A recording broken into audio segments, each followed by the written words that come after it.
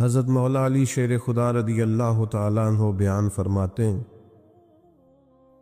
آپ فرماتے ہیں اسے مبارک ہو جسے تھوڑے لوگ جانتے ہیں، قابل مبارکباد ہے کم لوگوں میں جانا پہچانا جاتا ہو۔ اور ایک حدیث پاک میں بھی فرمایا کہ وہ بندہ بڑا خوش نصیب ہے جس کی طرف انگلیوں سے اشارے نہ کیے جائے، فلاں جا رہا ہے فلاں جا رہا ہے۔ بہت سارے کام آپ کر نہیں سکتے، بہت سارے چیزوں میں آپ محسوس کرتے ہیں کہ یہ میرے ساتھ کیا ہوا۔ چلے کچھ لوگوں کا مقصد اگر عہدوں تک پہنچنا ہے، اقتدار حاصل کرنا مقصد بنا لیتے ہیں، تو جتنے مجبور ہم نے عہدوں پر بیٹھے لوگ دیکھے ہیں، اتنا شاہد ہی کوئی مجبور ہو۔ کہ آپ کبھی دیکھ لیں حکومت مجبور ہوتی ہے، اپوزیشن آزاد ہوتی ہے، اس کا کام تو صرف تنقید کرنا ہے، وہ کرتی رہتی۔ لیکن جو لوگ کسی عہدے پر بیٹھے ہوتے ہیں، لوگ بول دیتے ہیں اس کو یہ کر دینا چاہیے، اس کو وہ کرنا چاہیے، کچھ باتیں درست بھی ہوں گی لیکن اتنا آسان تھوڑی ہوتا ہے۔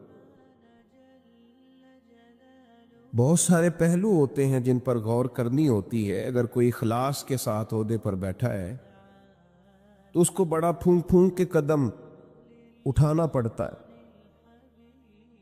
تو کسی شخص کا مقصد اگر دولت کا حصول ہو کہ مجھے ہر صورت میں پیسہ ہی جمع کرنا ہے، اس نے بھی زندگی کا کوئی پیارا مقصد نہیں پایا۔ بہت ساری جگہوں پہ دولت نفع بخش ہوتی ہے، اللہ کا فضل ہوتی ہے، لیکن اگر جائز ناجائز کا لحاظ کیے بغیر مقصود ہی صرف حصول دولت ہو تو دولت کی پیاس اور بھوک وہ والی بھوک اور پیاس ہے جو پیسے ملنے سے ختم نہیں ہوتی، بڑھتی جاتی ہے۔ یہ بڑھتی ہے، یہ ختم نہیں ہوتی۔ کہ جتنے ملیں گے حال میں مزید حال میں مزید کی آوازیں اور آئیں گی، یہ طلب بڑھے گی۔ یہ بڑا سخت نقصان کرتی ہے انسان کی باطن کا، اس کی نورانیت کا، اس کی کیفیات کا۔ جو لوگ قناعت پسند نہیں ہوتے، حریص ہوتے ہیں، لالچی ہوتے ہیں، وہ تو بیچارے الجھ جاتے ہیں، ان کا اندر تو اجڑ جاتا ہے پوری طرح، انہیں پتہ بھی نہیں چلتا اور وہ بے آباد ہو چکے ہوتے ہیں۔ اچھا کئی دفعہ ایسا بھی ہوتا ہے وہ اخلاص سے چلے تھے، ان کے مقاصد بڑے حسین تھے، لیکن جب اس رستے پہ پڑے تو پھر مقصد بدل گیا، اللہ معاف کرے، پھر وہ حصول دولت، حصول دنیا، تو وہ اپنی بھی وہ کیفیت نہیں رہی ان کی، وہ خود بھی بے چین ہوتے۔ اور حدیث پاک میں موجود ہے، نبی کریم علیہ السلام نے فرمایا، دو بھوکے بھیڑیے، بھیڑیا ویسے ہی بڑا خطرناک ہوتا ہے، اور اگر اوپر سے بھوکا ہو تو بھیڑیا ویسے ہی خطرناک ہے، اور اگر بھوکا بھی ہو تو کریم فرماتے ہیں دو بھوکے بھیڑیے بکریوں کے ریوڑ میں کھلے چھوڑ دیے جائیں، کوئی روک ٹوک کرنے والا نہ ہو۔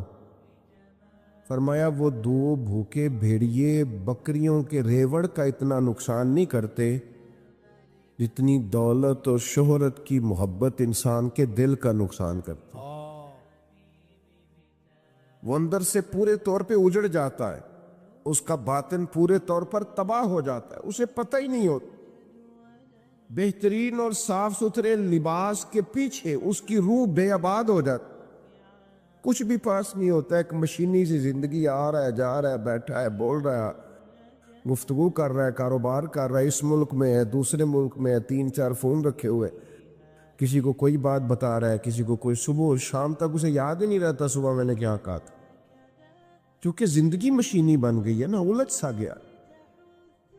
تو یہ جتنے بھی مقاصد ہمارے ہاں لوگ پیدا کر لیتے ہیں، یہ سارے مقاصد بڑے تکلیف دہ ہوتے، لیکن اگر زندگی کا مقصد وہ حسین مقصد ہو جس کی طرف قرآن مجید نے رہنمائی فرمائی، تو پھر انسان بڑا باطنی سکون محسوس کرتا ہے۔ اللہ تعالیٰ نے فرمایا، الذی خلق الموت والحیات لیبلوکم ایکم احسن عملا، فرمایا وہ ذات جس نے موت اور حیات کو پیدا کیا ہے تاکہ پتہ چلے تم میں اچھے عمل کون کرتا ہے، بہترین کردار کون پیش کرتا ہے۔ ایک بات یاد رکھیے گا، ہر آدمی باصلاحیت ہوتا ہے، بہت اچھے، واہ، ہر آدمی میں اللہ نے کوئی نہ کوئی خوبی رکھی بھی ہوتی ہے۔ ایک تو ہم اپنی خوبی کا پتہ ہی نہیں کرتے،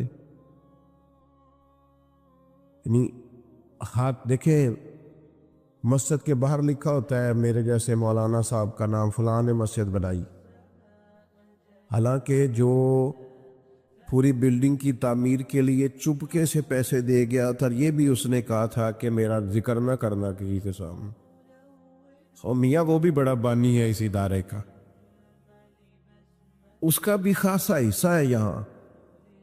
تو اگر کسی شخص کو یہ صلاحیت ملی ہے کہ وہ خرچ کر سکتا ہے، اور کسی کو یہ صلاحیت ملی ہے کہ وہ آپ کو بہترین رائے دے سکتا ہے، اچھا مشورہ دیتا ہے، اس کے پاس یہ صلاحیت ہے کہ وہ باریک بینی سے سوچ سکتا ہے کسی شعبے میں، اور آپ کے ساتھ وہ اس طرح کی معاونت کرتا ہے، تو یہ بہت بڑی صلاحیت ہے۔ لوگوں میں صلاحیت ہوتی ہے، لیکن ہم کیا کرتے ہیں، پہلے تو صلاحیت کو تلاش ہی نہیں کرتے، ساری زندگی کہتے رہتے ہیں اسی تو ماڑے بندے ہیں، کاری کچھ نہیں سکتا، میں تو غریب آدمی ہوں، کاری کچھ نہیں سکتا۔ وہ سعدی شیرازی رحمۃ اللہ علیہ کی خدمت میں بھی ایک شخص نے اپنے دوستوں کا شکوہ کیا تھا، اس نے کہا تھا بڑے نکمے ہیں میرے دوست، بڑے ہی ناکارہ ہیں، کسی کام کے نہیں، کسی کام نہیں آتے، بالکل ہی بیکار ہے۔ تو حضرت سعدی بار بار سمجھانے لگے، فرمایا یوں نہیں کہتے، کوئی تو خوبی ہوگی۔ اس نے کہا حضور کوئی بھی نہیں۔ فرمایا پھر بھی تعلق نہ توڑنا، اگر برے بد عقیدہ نہیں تو تعلق نہ توڑنا، صرف کوئی خوبی نہ ہونے کی وجہ سے تعلق توڑ رہے، حضور کوئی خوبی نہیں۔ تو سعدی فرمانے لگے سونو پھر بھی تعلق رکھنا، پانی جتنا مرضی میلا کچیلا بھی ہو، آگ بجھانے کے کام پھر بھی آ جایا کرتا ہے۔ بڑا میلا کچیلا ہے، گدلا ہے، بیکار ہے، لیکن آگ بجھائی جا سکتی ہے اس۔ تو خوبیاں ہوتی ہیں انسانوں میں۔ پہلی بات تو یہ ہے کہ ہم یہ جو شیخ ہوتے ہیں نا، بزرگ ہوتے ہیں، مربی ہوتے ہیں، ہمارے مشائخ، یہ بنیادی طور پر کرتے کیا تھے؟ یہ سامنے والے کو آئینہ ہی تو دکھاتے تھے، بتاتے ہی تو تھے کہ تیرے اندر خوبیاں ہیں، اور وہ خوبیاں دکھا کے اس سے کوئی نہ کوئی کام لے لیتے تھے۔ بڑے بڑے نکمے لوگوں سے کام لے لیتے تھے، ان کو کام پہ لگا دیتے، ان کو تسلی دینا، سمجھانا، ان کو بار بار قائل کرنا۔ آج کل لوگ مایوس کرتے۔ ہمارے پاکستان کے ایک بڑے معروف کالم نویس ہیں، انہوں نے ایک دفعہ کالم لکھا، وہ تبصرہ تو اس پر کر رہے تھے کہ ملک میں چند سیاسی جماعتوں کا راج ہے، کسی اور کو سامنے نہیں آنے دیتے۔ تو انہوں نے ایک مثال لکھی، کہنے لگے گاؤں کا چودھری انتقال کر گیا تو پوتا اپنی دادی سے کہنے لگا اب چودھری کون بنے گا؟ تو اس نے کہا جو چودھری فوت ہوا ہے اس کا بیٹا۔ تو نے کہا اگر وہ بھی فوت ہو گیا؟ تو کہا اس کا بیٹا۔ وہ بھی فوت ہو گیا تو انہوں نے مثال دی۔ تو آخر میں وہ دادی کہنے لگی پتر سارا پنڈ بھی مر جائے تو نہیں چودھری بن لگا، تو یہ چودھریوں نہیں بننا ہے، تو فکر نہ کر۔ تو انہوں نے مثال دی کہ کچھ بھی ہو جائے، یہ چند سیاسی لوگوں نے آنا ہے۔ تو میرا کچھ رابطہ رہتا تھا، میں نے انہیں فون کیا، میں نے کہا آپ قوم کو مایوس کر رہے ہیں، یہ فکر پیدا کر رہے ہیں آپ ہماری نوجوان نسل میں کہ تم آگے آ ہی نہیں سکتے۔ میں نے کہا تو میرے ساتھ آ، میں تجھے بتاتا ہوں غریبوں کے بچے چودھری بنے ہوئے ہیں، میں تمہیں بنے ہوئے دکھاتا ہوں، ہماری نظروں میں آئے۔ یہ اپنی قوم کی تربیت کر رہے ہو کہ تم کچھ بھی نہیں کر سکتے؟ تم ان کی تربیت کرو کہ اٹھ باندھ کمر کیوں ڈرتا ہے، پھر دیکھ خدا کیا کرتا ہے۔ ہمت دلاؤ، جد و جہد کا جذبہ پیدا کرو، ان کے اندر شوق پیدا کرو، یہ محنت کریں، آگے بڑھیں، مدد کرنے والا اللہ ہے۔ علاقے میں جو چودھری کہلاتے تھے ان کا بچہ پڑھا نہیں ہے، وہ اسی کمپنی کے دروازے پر گن مین ہے، اور اسی علاقے کا جو غریب کہلاتا تھا اس کا بچہ پڑھ کے اسی کمپنی کے اندر مینیجر لگا ہوا ہے. تو آؤ ہم دکھاتے ہیں. آپ لوگوں کو مایوس تو ایک تو صلاحیت کو بھانپیں کہ ہم کیا کردار ادا کر سکتے ہیں، وہ والا کردار ادا کریں.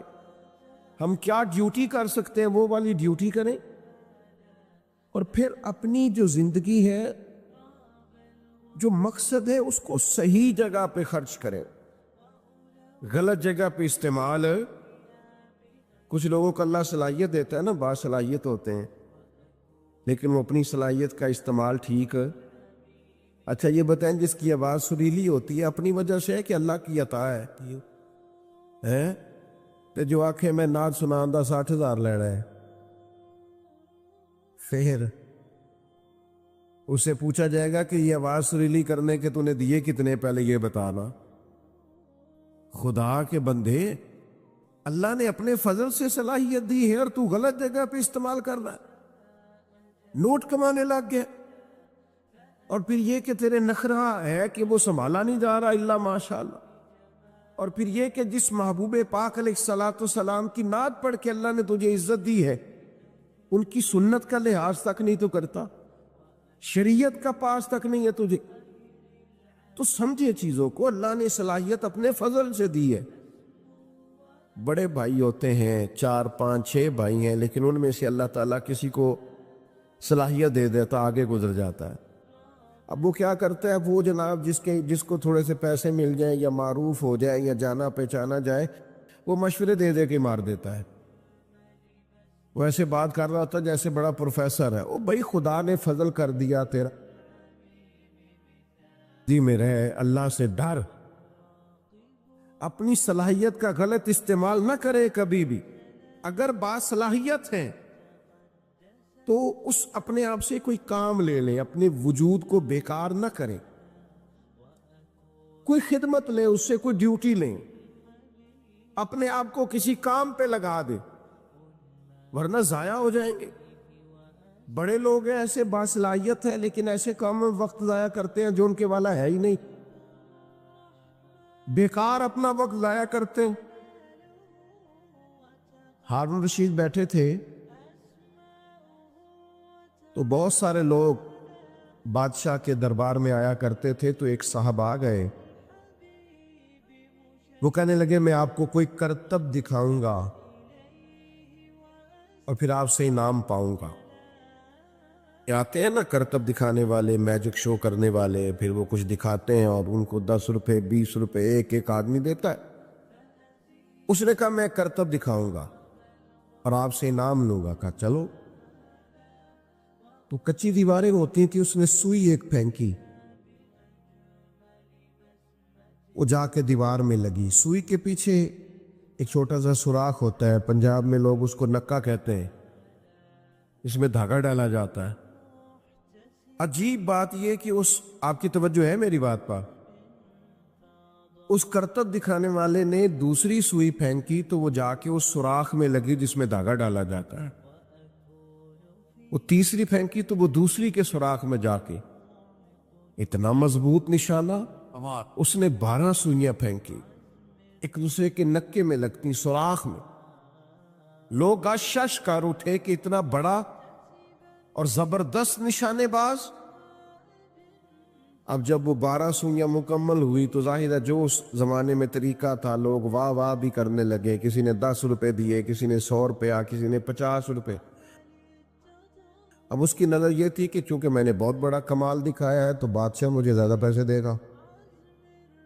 جب سب تھک گئے دے کے تب اس کی نظر بادشاہ پہ تھی. تو ہارون رشید گردن جھکائے بیٹھے ہیں، دیکھا سناٹا چھا گیا ہے تو سر اٹھایا، کہنے لگے اس کرتب دکھانے والے کو پکڑو اور باہر لے جاؤ، ستون سے باندھ اور اسے 70 کوڑے مارو.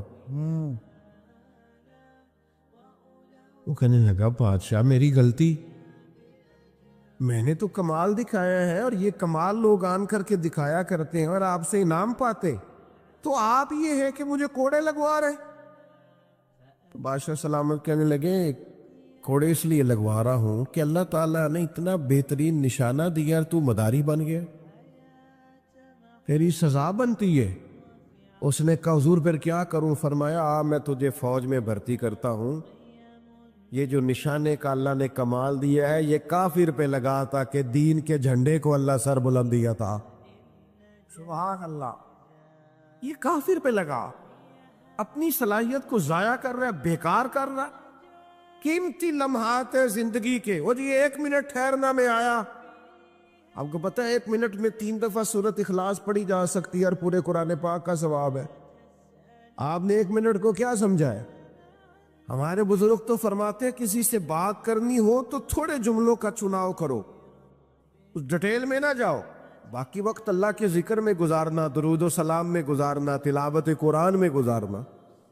لیکن ہم بیکار ضائع کرتے ہیں وقت، ادھر بیٹھے ادھر، اور بیکار کے تبصرے اور بیکار کا کام۔ اچھا جن پر ہم تبصرے کر رہے ہیں وہ کہیں کے کہیں پہنچ گئے اور ہم ابھی تبصرے ہی کر رہے ہیں، تو بھائی زندگی میں ایک تو مقصد ہونا چاہیے، پھر وہ مقصد جو ہے وہ اعلیٰ ہونا چاہیے، پھر صلاحیت کو جانچ کر اس کو صحیح جگہ استعمال کرنا چاہیے، غلط جگہ پہ نہیں۔ حدیث پاک سنیے، نبی کریم صلی اللہ تعالی علیہ وسلم نے فرمایا صبح جب دن چڑھتا ہے، سورج نکلتا ہے تو وہ دن اعلان کرتا ہے،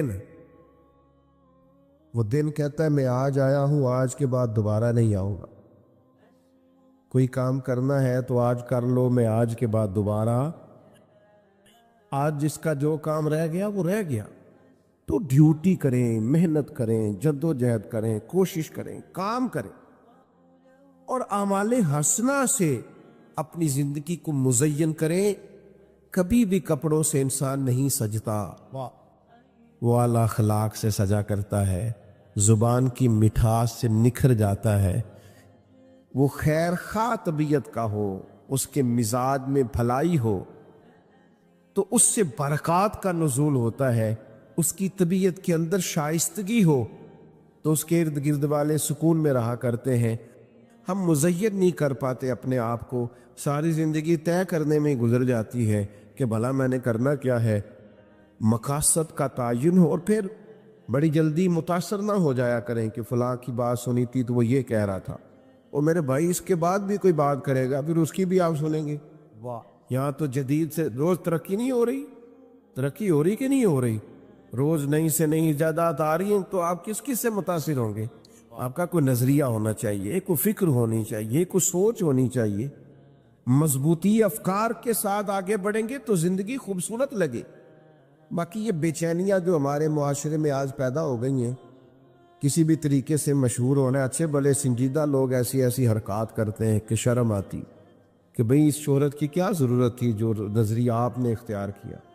اور بعض خیر کے کام بھی ہم اس طرح کرتے ہیں کہ وہ خیر کے نہیں رہتے، بعض دینی کام بھی اس طرح کرتے ہیں کہ وہ دنیا بن جاتے۔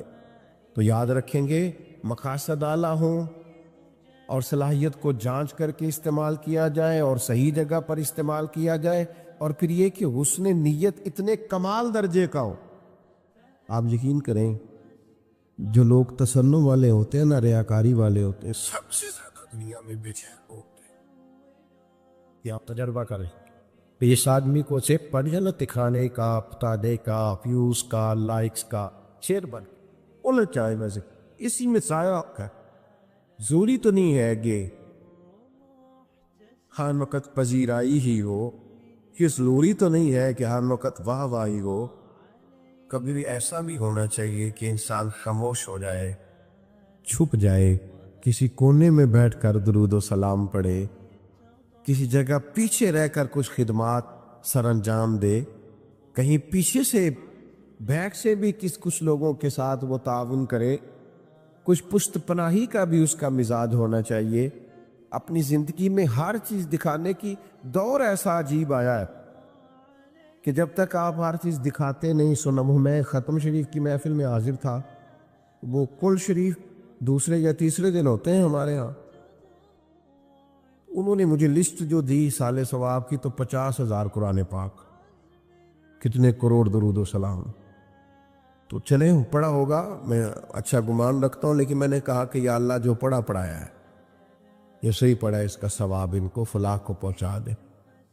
تو وہ دعا کے بعد بڑی محبت سے مجھ سے کہنے لگے حضرت گزارش کرنی تھی. میں نے کہا بتائیے. کہنے لگے وہ آپ نے بتایا نہیں جو لکھا تھا پرچی. میں نے ان سے پوچھا کس کو بتانا تھا؟ سبحان اللہ. بتائیے یہ جو لکھا ہوتا ہے کہ اتنا ہزار پڑھا تو اتنے لاکھ پڑھا تو یہ بہت اچھا. کس کو بتانا ہے؟ واہ. تو کہنے لگے جی وہ. میں نے کہا اگر تو ثواب اللہ نے دینا ہے, اللہ تعالیٰ ہمیں معاف کرے, اگر آپ کا یہ نظریہ سچا ہے تو پھر تو بتانے کی ضرورت اللہ کو تو پتہ ہے. تو اگر یہ بھی آپ نے لوگوں کو بتانا ہے نا, ختم بھی صالح صحاب بھی, تو پھر ٹھیک ہے. پھر میرے بھائی آپ کو پھر یہ بھی دنیا کی نظر ہو گیا کام, یعنی خالص خیر کا کام تھا. ہارون رشید آ رہا تھا حج کر کے, تو حضرت بہلول دانا رحمۃ اللہ علیہ ایک چھوٹے سے پہاڑ پر ٹیلے پر بیٹھے تھے. تو ہارون رشید آ رہا تھا, اونٹنی پہ بیٹھا تھا, تو دائیں بائیں لوگ تھے نعرے لگا رہے تھے. تو ظاہر ہے کہ یہ جو نعرے شارے ہوتے ہیں یہ تسکین نفس کا باعث بھی بنتے ہیں. کئی دفعہ اللہ محفوظ فرمائے. یہ پروٹوکول کسی وقت بندہ محسوس کرتا ہے کہ دیکھا میری کتنی شان ہے, یہ بڑا نقصان کرتا ہے. روحانی طور پر بڑے مضر ہوتے ہیں ان کے اثرات. تو بادشاہ جو تھا نا وہ ہلکا ہلکا مسکرا رہا تھا, دائیں بائیں نعرے لگ رہے تھے نا حج کر کے آیا ہے. تو اچانک بادشاہ کی نظر پڑی تو حضرت بہلول دانا پہاڑ کے ٹیلے پہ بیٹھے مسکرا رہے ہیں. اور بعض مسکراہٹیں بڑی معنی خیز ہوتی ہیں, یعنی وہ نرا لوگ مسکراتے نہیں, اس میں بڑے بڑے مفاہیم پوشیدہ ہوتے ہیں, اس سے بڑا کچھ چھلکتا ہے. تو ہارون رشید کی نظر پڑی تو حیران ہو گیا, سارا کچھ چھوڑ چھاڑ کے تو حضرت بہلول دانا کی خدمت میں گیا. جا کے عرض کرنے لگا حضور آپ کا ہنسنا بڑا انوکھا ہے, آپ ہنس کیوں رہے ہیں؟ آپ کی توجہ ہے میری بات پر؟ آپ کیوں ہنس رہے ہیں؟ تو حضرت بہلول دانا ہنسے اور کہنے لگے ہنس رہا ہوں تیرے خوش ہونے پر کہ یہ جو تیرے لوگ نعرے لگا رہے ہیں نا, یہ تجھ سے پہلے کسی اور کے بھی لگاتے تھے, اور تیرے بعد انہوں نے کسی اور کے بھی لگانے ہیں. تو کہاں خوش ہو رہا ہے؟ یہ کچھ لوگ ایسے ہوتے ہیں جن کی کوئی پارٹی نہیں ہوتی, وہی پارٹی ہوتی ہے ان کی جس کی حکومت ہوتی ہے. تو یہ اس پارٹی کے ممبر ہیں. تو میرے بھائی بڑا مسکرا رہا ہے, خوش ہو رہا ہے, یہ کل کسی اور کے نعرے لگاتے تھے اور تیرے بعد کسی اور کے نعرے لگائیں گے. یہ تو کس بات پہ راضی, کس تسکین نفس پہ تو مطمئن ہے؟ چوٹ لگی, ہارون رشید چپ کر گیا. پھر بادشاہ تھا نا, بادشاہوں کی گفتگو ایسی ہوتی ہے. کہنے لگا حضرت سنا ہے آپ مقروض ہیں, تو کوئی حکم ہوا تو مجھے بتائیے گا. تو حضرت بہلول دانا بڑے غصے سے ہارون رشید سے پوچھنے لگے تیرا رب کون ہے؟ اللہ کرے آپ کو سمجھ آئے میں کیا کہہ رہا ہوں. تیرا رب کون ہے؟ کہا اللہ. تو فرمایا میرا کون ہے؟ اللہ اکبر. اس نے کہا حضور آپ کا بھی اللہ. تو فرمانے لگے ہارون رشید یہ تو نہیں نہ ہو سکتا کہ رب ہارون رشید کو دیتا جائے اور بہلول دانا کو بھول ہی جائے. یہ عقیدہ میرا بڑا مضبوط ہے. میرا رب جب چاہے گا نا وَيَرْزُقْهُ مِنْ حَيْثُ لَا يَحْتَسِبُ, وہ وہاں سے دے دے گا جہاں سے کبھی گمان بھی نہیں گیا ہوگا. مسلمانوں نے ہجرت مدینہ سے پہلے ایک ہجرت کی تھی جسے ہجرت حبشہ کہا جاتا ہے. اللہ کے پیارے حبیب صلی اللہ تعالی علیہ وسلم نے اجازت دی تھی لوگوں کو کہ حبشہ کی جانب ہجرت کر جاؤ. تو لوگ چلے گئے ہجرت کر کے. حضرت عثمان غنی بھی گئے تھے, حضور کی ایک صاحبزادی جو ان کی اہلیہ تھی وہ بھی گئی تھی, حضرت جعفر طیار بھی گئے تھے, کچھ اور لوگ بھی ہجرت کر کے گئے تھے. حبشہ کے رہنے والے جو لوگ تھے ان کا مذہب عیسائی تھا, لیکن معاذ اللہ ثم معاذ اللہ نقل کفر نہ باشد وہی والا جو آج بعض عیسائیوں کا غلط نظریہ ہے کہ حضرت عیسیٰ علیہ السلام معاذ اللہ کے بیٹے. تو وہاں یہ لوگ ہجرت کر کے چلے گئے. اب ظاہر ہے کفار مکہ کو تو پسند نہیں آتا تھا کہ مسلمان کسی جگہ بھی آرام اور سکون کے ساتھ عبادت کر سکے، تو انہوں نے ایک وفد تیار کیا جو حبشہ گیا، جا کے پہلے تحفے تحائف دیے بادشاہ کے قریبی لوگوں کو، پھر بادشاہ تک رسائی حاصل کی، پھر اس کو بتایا کہ ہمارے کچھ لوگ آ گئے۔ حبشہ کا بادشاہ نجاشی بڑا سمجھدار آدمی تھا، بڑا زیرک تھا، باتوں کو بڑی گہرائی سے سمجھنے والا تھا۔ اس نے کہا میں تمہاری رائے سن کے مسلمانوں کو یہاں سے نکالوں گا نہیں، ان کی بھی بات سنوں گا، اور تصویر کے دونوں رخ دیکھنے چاہیے پہلے۔ ہماری پنچایت میں لوگ اس کے سپورٹر ہو جاتے ہیں جو پہلے آ جائے، کہنے نے او تے آ گیا، تینوں تے صدنا پہ ہے، کیونکہ وہ مجھے چودھری مان گیا، پہلے آ گیا، لہذا میں اس کے ساتھ ہوں۔ بھائی تو دیکھ تو لے تصویر کا دوسرا رخ، دوسرے کی بات سننے کے بعد آپ کو اندازہ ہوگا کہ اصل معاملہ کیا ہے۔ نجاشی کہنے لگے میں ایسے نہیں بھیج دوں گا، میں بلاؤں گا۔ بلایا، مسلمان آئے، حضرت جعفر طیار رضی اللہ تعالیٰ عنہ اسلام کے پہلے خطیب، جو باتیں نجاشی نے پوچھیں حضرت جعفر طیار نے بڑی جرت کے ساتھ جواب دیا، بلکہ وہی کچھ کہا جو آج کل میلاد پہ ہمارا خطیب نہیں کہتا، ہمارے مبلغین نہیں کہتے کہ بادشاہ ہم تو گلے کاٹتے تھے، ہم تو ایک دوسرے سے لڑتے تھے، بیٹیوں کے اوپر ظلم کرتے تھے۔ یہ تو مدینے والے محبوب آئے کہ انہوں نے آ کے ہمیں بتایا ہے کہ اصل انسانیت کیا ہے، طرز زندگی کیا ہے، یہ ساری باتیں بیان کی۔ نجاشی بڑا خوش ہوا، مسلمانوں کو بھیج دیا۔ کافروں نے ایک اور چال چلی، ذرا زیادہ غور کرنا کیا کہنے لگا ہوں۔ ملک ان کا ہے، عقیدہ ان کا ہے۔ حضرت جعفر طیار رضی اللہ تعالیٰ عنہ غیر کے ملک میں بلایا، جناب جعفر طیار آئے، دوبارہ بلایا، سازش کی کفار نے، کہنے لگے آپ کو پتہ ہے یہ حضرت عیسیٰ علیہ السلام کو معاذ اللہ اللہ کا بیٹا نہیں مانتے، پتہ ہے آپ کو؟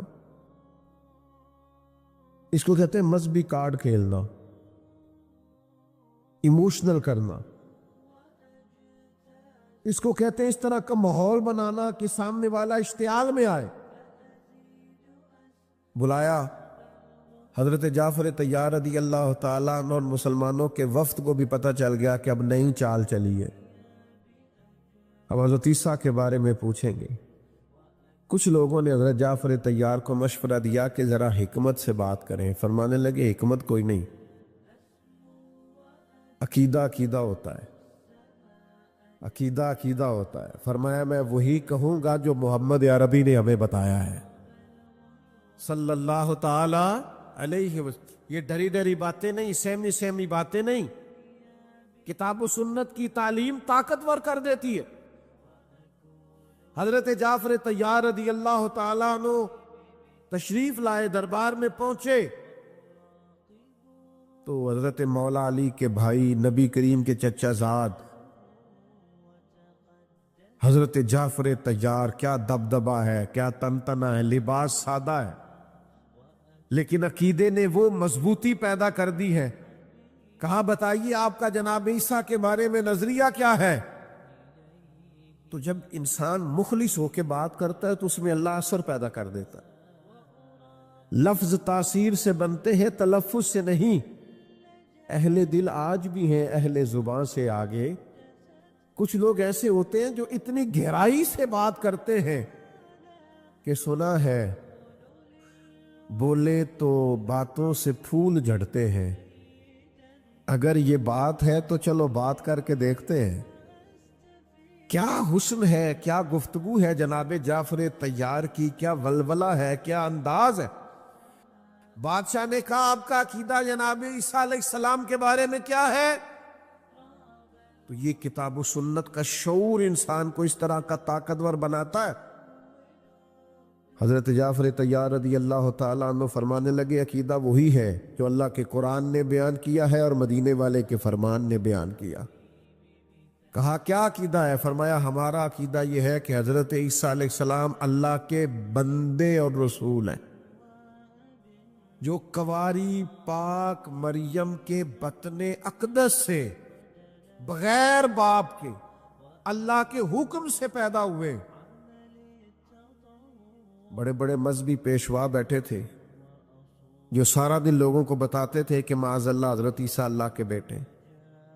ایک عجیب سی خاموشی چھا گئی, ایک عجیب سا ماحول بن گیا کہ جو ملک پورے کا عقیدہ یہ تھا, اس میں ایک شخص کی آواز حق گونجی اور یہ رویہ.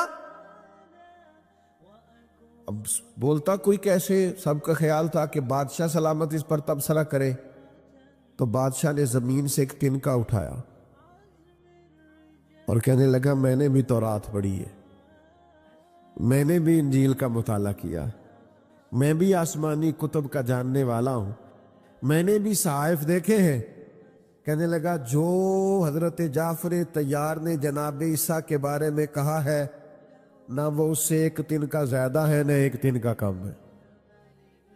یہ حق کی فتح ہمارے ہاں نا آج مصلحت کے نام پر, حکمت کے نام پر, دانائی کے نام پر ہم نے ہر چیز کو ختم کر دیا.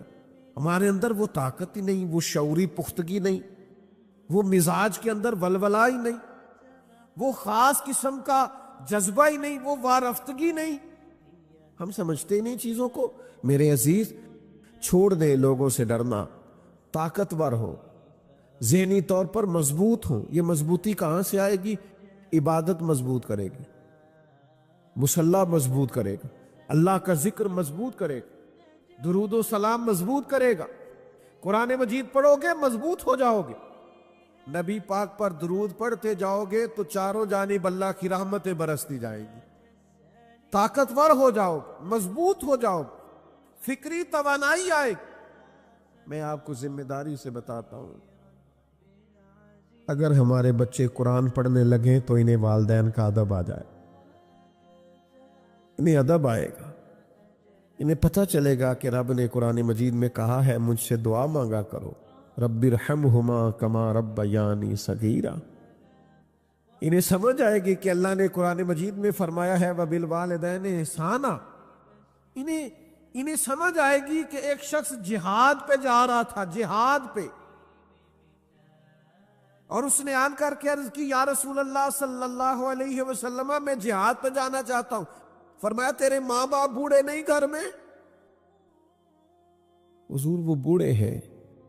فرمایا جا کے ان کی خدمت کر, تجھے گھر بیٹھے ہی اللہ جہاد کا ثواب دے, جنت ان کے قدموں میں. یہ شعور نصیب ہوگا کتاب و سنت پڑھنے سے. میں آپ کی خدمت میں عرض کروں گا, میاں بیوی کے جو حقوق کتاب و سنت نے بیان کیے, ہن لباس لکم وانتم لباس لہن, مرد عورت کا لباس ہے اور عورت مرد کا لباس. بڑی کتاب تو سیشن ہونے لگے ہیں, پہلے تو کتابیں لکھی جاتی تھیں نا. اب تو بعض ممالک کے اندر چونکہ بچے زیادہ تر رہتے ہیں موبائل کے ساتھ وابستہ, اور اکیلے کمرے میں تو تنہائی کا شکار ہے, تو کہتے ہیں شادی سے پہلے انہیں کچھ مہینے کا سیشن ہر روز لینا پڑے گا, کچھ انہیں تھوڑی سی ذہنی طور پر تیار کرنا پڑے گا کہ کسی اور کو بھی برداشت کریں. بہت ساری شادیاں کامیاب نہیں ہوتی. میں کہا کرتا ہوں 20 کتابیں لکھ لو, لیکن قرآن مجید نے جو شعور دیا ہے نا کہ مرد عورت کا لباس ہے, عورت, 3 باتیں مفسرین نے لکھی ہیں اس لباس پر. 3 باتیں.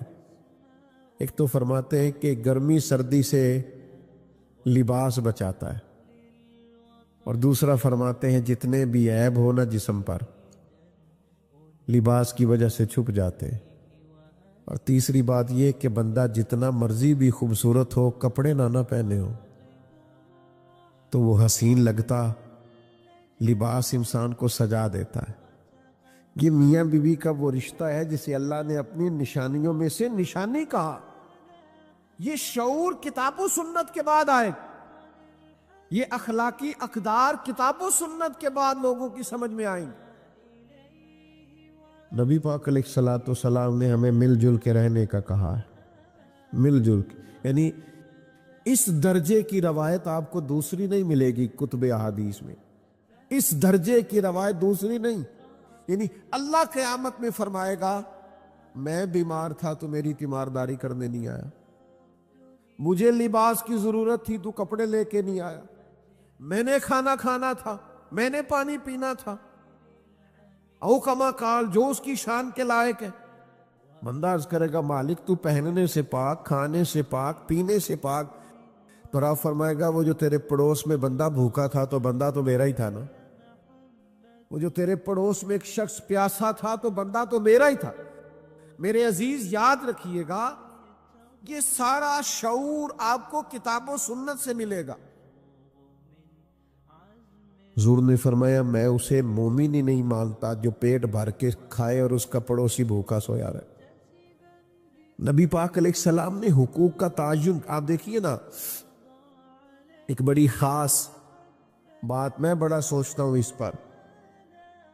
کچھ لوگ نا حضور کی بارگاہ میں آئے، یہ مشکاہ شریف میں موجود ہے، اور انہوں نے عرض کی یا رسول اللہ صلی اللہ علیہ وسلم، یہ ہمارا بھائی آپ کے پاس بیٹھا رہتا ہے اور ہم کام کاج کرتے ہیں۔ تو اللہ کے حبیب علیہ السلام نے فرمایا تمہیں جو رزق دیا جاتا ہے اس کی برکت سے دیا جاتا ہے۔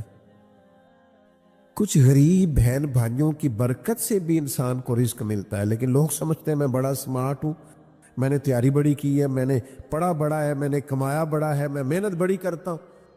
سنگیوں اس کو یاد رکھ لینا اور سمجھ لینا، یہ سارا انسانیت کا منشور، دستور، شعور، یہ کتاب و سنت کی برکت سے سمجھ میں آئے گا۔ لیکن شرط یہ ہے کہ اقرا، پہلے پڑھو، کتاب و سنت کو پڑھو، اس کا مطالعہ کرو، اس کی گہرائی میں اترو، تھوڑا سا وقت دو۔ آپ کتاب و سنت پڑھیں گے آپ کو شعور آئے گا۔ ایک جملہ کہنے لگا ہوں، اس کو یاد رکھنا، جو بندہ قرآن و حدیث پڑھتا ہے اسے جینے کا بھی مزہ آ جاتا ہے اور مرنے کا بھی مزہ آ جاتا ہے۔ مرنے کا بھی، بولیے، مرنے کا، یہ جب کرونا آیا نا تو مجھے ایک جگہ جانے کا اتفاق ہوا، وہاں زیادہ میڈیکل کے لوگ تھے، بس میں نے زیادہ باتیں نہیں کرنی، سمیٹنے لگا ہوں، توجہ کرنا۔ تو یہ کرونا کے دنوں میں نا بہت زیادہ خوف پھیلا دیا گیا تھا، لوگ بڑا ڈرتے تھے، یہ کرتا ہے میڈیا کام ہمارا، بڑا خوف تھا، بڑے حالات خراب تھے، لوگ بڑا ڈرتے تھے۔ تو مجھے کہا گیا کہ یہ سارے میڈیکل کے لوگ ہیں تو آپ تھوڑی سی ان کو نا ذہنی طور پر مضبوطی دیں، یہ بڑے خوف کا شکار ہے۔ میں نے ڈاکٹر صاحب سے کہا، میں نے کہا کہ آپ ڈرتے کیوں ہیں اتنا؟ اللہ مہربان ہے، زندگی موت کا وقت متعین ہے۔ تو وہ کہنے لگے جی ذرا مجمع زیادہ ہو جائے نا چاروں جانب تو میرا دم گھٹنے لگتا ہے، تو قبر تو بند ہوتی ہے، تو مجھے قبر سے بڑا خوف آتا ہے۔ تو میں نے کہا خوف آنے سے کہ آپ قبر سے بچ جائیں گے، جانا تو پڑے گا۔ کہنے لگے جی بڑا ڈر بڑا آتا ہے، میں کانپتا ہوں تصور کر کے۔ تو میں نے کہا جو رب ماں کے پیٹ میں سانسیں چلتی رکھتا ہے وہ قبر میں بھی چلتی رکھے گا اگر چاہے گا۔ تو آپ نے تو سبحان اللہ کہا نا، آپ تو عقیدت مند لوگ ہیں، تو وہ ڈاکٹر تھا، وہ نہیں مانا، کہنے لگا وہ تو اماں سانس لیتی ہے تو بچے کو بھی آکسیجن ملتی ہے، نہیں مانا۔ کہنے لگا وہ اماں سانس لیتی ہے، آکسیجن لیتی ہے تو بچے کو اندر ملتی ہے، اس لیے بچہ سانس لیتا ہے، تو قبر میں کیسے آکسیجن آئے گی؟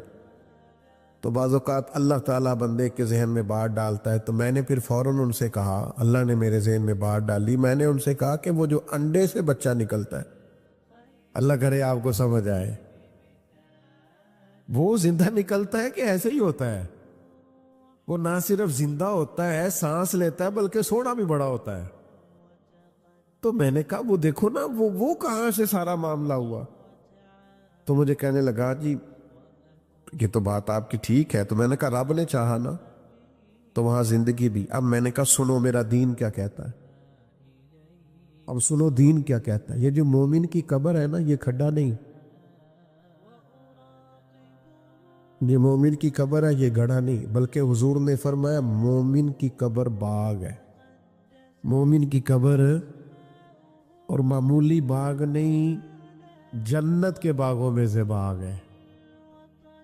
اللہ کرے آپ کو سمجھ آئے، باغ اتنا سونا، اتنا پیارا، اتنا حسین باغ ہے قبر کہ جس میں آنکھ کھلے گی تو پہلی زیارت ہی مدینے والے محبوب کی نصیب ہو۔ پسے مردن فرشتوں نے جو تلاشی لی تو کیا نکلا؟ میں قبر میں گیا تو مرنے کے بعد فرشتے نا میرا کفن ٹٹولنے لگے، بھلا کیا لے کے آیا؟ پسے مردن فرشتوں نے جو تلاشی لی تو کیا نکلا؟ فقط ایک دل کے گوشے سے خیال مصطفیٰ نکلا۔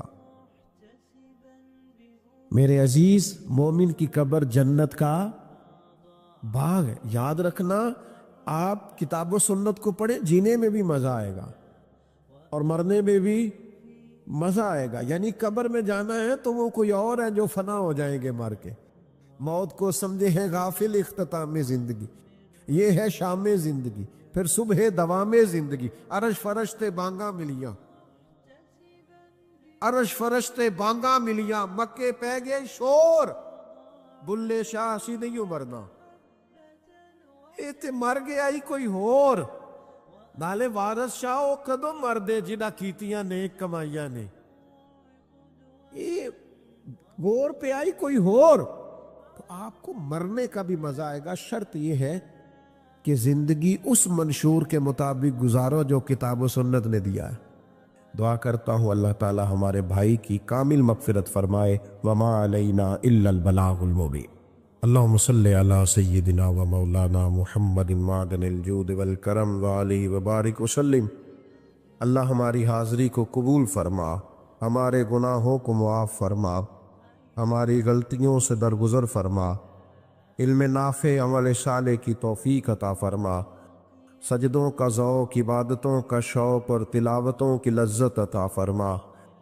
اللہ تعالیٰ اس بزم حسن کو قبول فرما، ہمارے بھائی کے والد گرامی کی کامل بخشش و مغفرت فرما، اپنے جوار رحمت میں جگہ عطا فرما۔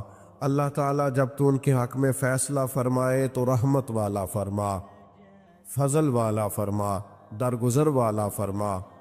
کریم اللہ عقائد اہل سنت کی پابندی نصیب فرمانا، دنیا ہو یا آخرت ہو ہماری پردہ پوشی فرمانا، ہمارے حال پہ رحمت کی نظر فرمانا، اس دور کے فتنوں سے محفوظ فرمانا۔ اللہ کریم، دنیا ہو یا آخرت ہو تو جب بھی ہمارے لیے فیصلہ فرما، رحمت والا فرما، درگزر والا فرما، امت کی خیر فرما۔